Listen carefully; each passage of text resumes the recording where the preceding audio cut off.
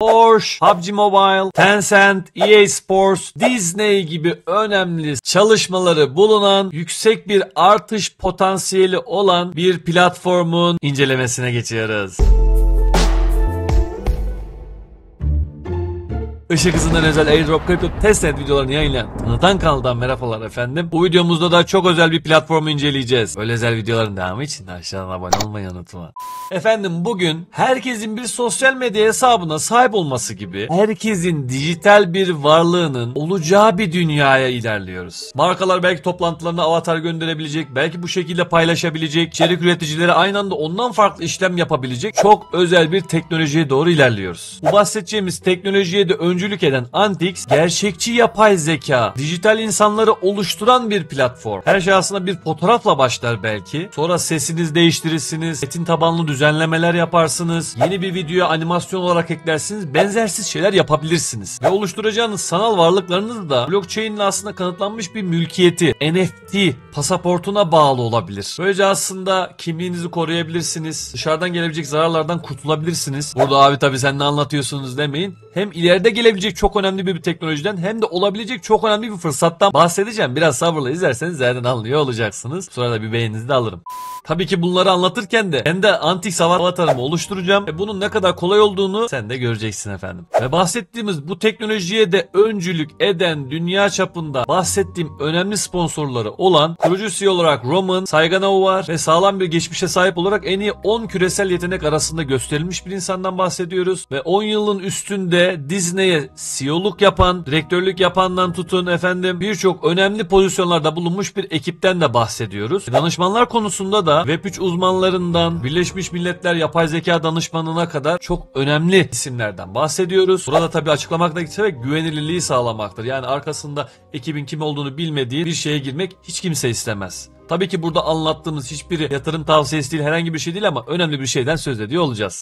Efendim bu projenin arka planında da en önemli şeylerden biri var. En çok bize ilgilendiren şey Antix'in bir ön satışı var. Ve bu ön satışa sadece 26 gün kaldı. Token başına şu an 0.082 bir fiyat var. Airdrop'a kadar bir %71'e kadar bir satış potansiyeli bekleniyor. Bu fiyat mesela 0.08'den 0.14'e çıkması beklenen bir şey. Hatta önceden gösterdiğimizde bu fiyat çok daha düşüktü. Çok daha düşük fiyatlar alınabiliyordu ama gitgide artan bir ön satış fiyatıyla birlikte 18 Kasım'da airdrop lansmanı yapılacak. Tabii sen de bu lansmana katılmak istiyorsan yorumlara sabitlediğim linkten geliyorsun ve bonuslu fırsattan yararlanıyorsun. En azından bir incelersin, ona göre karar verirsin.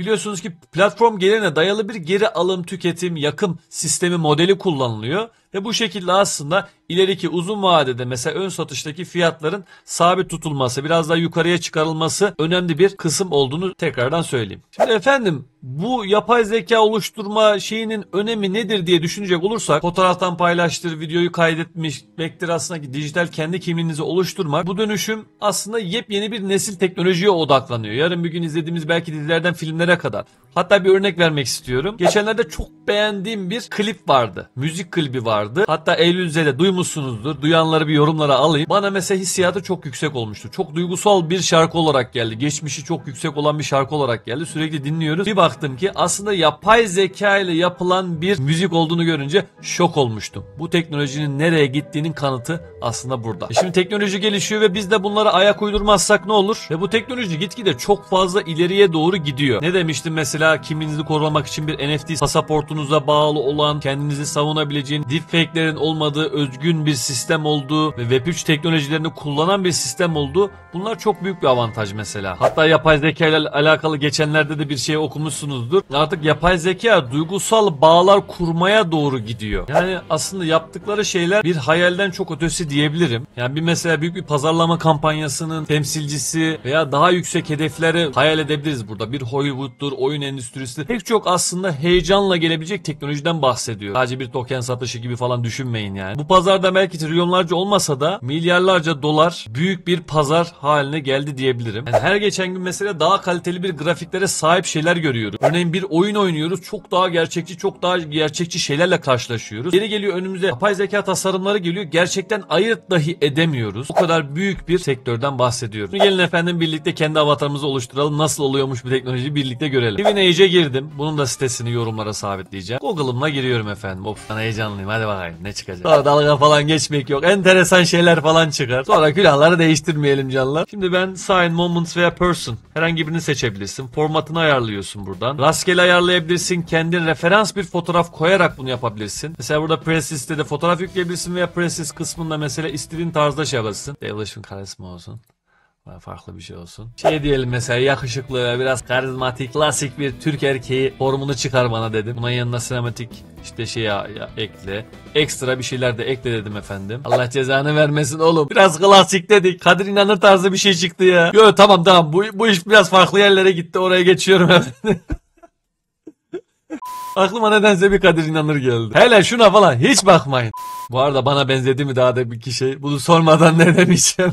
Ortaklıklardan biraz bahsedeceğim aslında. Antix, Binance'ten MetaMask'a, Tether'e kadar önde gelen isimlerle işbirliği yaparak yapay zeka ve oyun alanında lider olması beklenen Web3 merkezli RAG-DAO sistemine de adım attı. Yani burada ne demek istiyorum aslında? Kraliyet destekli bir ortaklık da yaptı Antix. Sonrasında dünyanın en büyük şehirlerinde de Antix'in gerçeksi gösterimleri yapıldı. New York'tur, Tokyo'dur, Pekin'dir. Ayrıca efendim HackerNoon'un prestijli girişimcilik yarışmasına da katıldı. Yani bir düşünün mesela 98 farklı sektörden 150.000'den fazla işletme yarışıyor bunda ve çok önemli başarılar elde ediyor. Mesela efendim ilk önemli başarısı Trend makinesinde 2. sırada yer aldı. Trend olan üretken yapay zeka girişimlerinde 3. sırada yer aldı efendim. Ve bu çok önemli, tutkulu bir hedef diyebilirim. Ve efendim FIFA'dır, Ronaldinho'dur, Mbappe gibi oyuncuların tasarımları yapıldı. PUBG Mobile'dır, World of Tanks'tır. Bunların önemli tasarımları, önemli çalışmaları yapıldı. Ve Antix token aslında yapay zeka destekli ve dijital kimlikle daha güçlü hale gelebilecek potansiyelde bir tokenden bahsediyoruz. Açık arttırmasıdır, abonelikleridir, stake sistemidir, pazar yeridir. Yani bu tarz önemli güvenilirlikleri var ve tokenomik'e geçtiğimiz zaman toplam arz 1 milyar gayet makul bir rakam diyebilirim. %2,5'u airdrop'a direkt ayrılıyor. Diğerlerini zaten inceliyor olursunuz. Yani efendim sonuç olarak 18 Kasım'da bir lansman var. Ve bu lansmanda avantajlardan faydalanabilirsiniz. Ve airdrop sistemini de hak ediş kısmında anlatacak olursam mesela Antix token diyelim ki aldınız. 8 aylık bir doğrusal hak kazanma olayı olacak. Ve 8 ay boyunca her ay aslında tokenlerinizden ne kadar Antix token aldıysanız bir ödeme alabileceksiniz. Ve 5 aylıkta bir kilitlenme ilk önce süremiz var. Ondan sonra bir alım tekrardan başlıyor. Yani bu tarz şeyleri biliyorsunuz. Yatırım yapıp yapmadan önce kararınız kendi bütçenize göre olmalı. Yok sayabileceğiniz bir miktar olmalı. Buna göre zaten katılıp katılmayacağınıza karar verirsiniz efendim. Biz incelememizi yapmış olduk. Fikirlerini çok merak ediyorum. Burada anlattıklarımız herhangi bir şey de değildi aslında. Çok önemli ortaklıkları bulunan, çok önemli bir ekibi bulunan, yepyeni nesil teknolojiyi içeren bir aslında sistemden bahsettik. Herhangi bir pre-sale gibi düşünmeyin tabii ki. Bunları göz ardı etmeden kararınızı verirsiniz zaten. Yorumlarını bekliyorum. Çok özel kritik videolar ışık hızında gelmeye devam edecek. Hoşça ve sağlıcakla kal.